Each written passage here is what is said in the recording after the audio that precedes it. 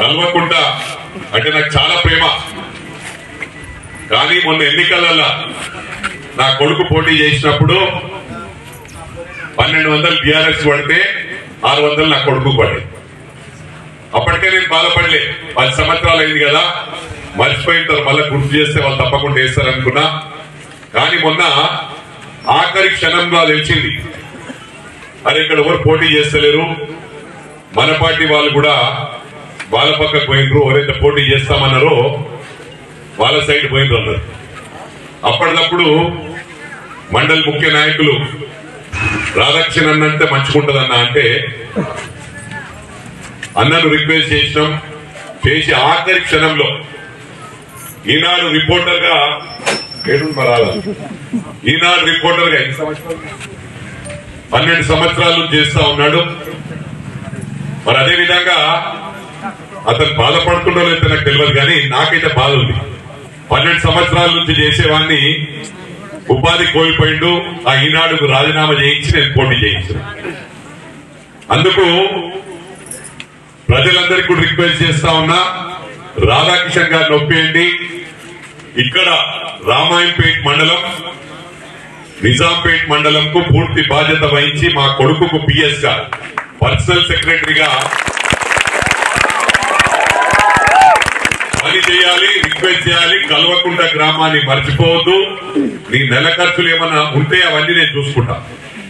నువ్వు ముందు ఎట్లుండేనో అట్లే ఉండాలా. కానీ కల్వకుంట గ్రామంలో మనకు కొన్ని ఓట్లు ఎక్కువచ్చు, వేసిన వాళ్ళు ఎక్కున్నారు కదా, వాళ్ళని కాపాడుకుంటే మిగతా వాళ్ళు కూడా వన్ సైడ్ ఇటే వచ్చేస్తారు. అయ్యో పని బాగా అవుతుంది. ఆ విధంగా మీరేమైతే ఎన్నికల్లో వాగ్దానం ఇచ్చిండ్రో కమ్యూనిటీ హాల్స్ కానీ మైనారిటీస్ కానీ అన్ని చేసే బాధ్యత నేను వహిస్తాను.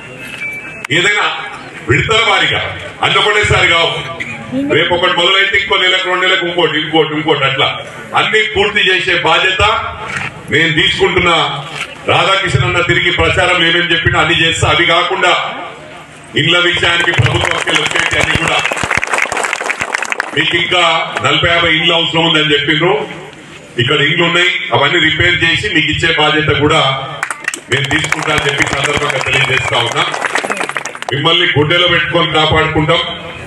రాధాకృష్ణ గారు మంచి వ్యక్తి.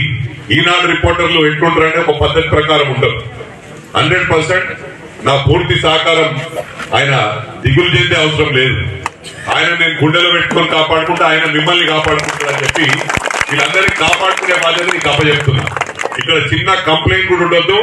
మరి ఇక్కడ శరాబ్ యాదగిరి అన్నది నేను ఇలా వచ్చినప్పుడు ఆఫీస్ లో కూర్చొని కాపీ తాగిన 2-3 సార్లు అదే ఆఫీస్ లో కూర్చొని తాగినా కానీ మరి నేను అడిగిన మాట కాదంటే మళ్ళీ నేను డౌన్ అయిపోతున్నా. ఒప్పుకుంటావా? ఈ మండలానికి నిజాంపేట మండలానికి రాధాకృష్ణ గారు అక్కడ కూర్చుంటాడు, కంప్యూటర్ పెట్టుకొని ఆఫీస్ ఇవ్వాలి ఫ్రీగా. పైసలు అడుగుతావు మళ్ళా మొత్తం కదా ఒక 6 నెలలు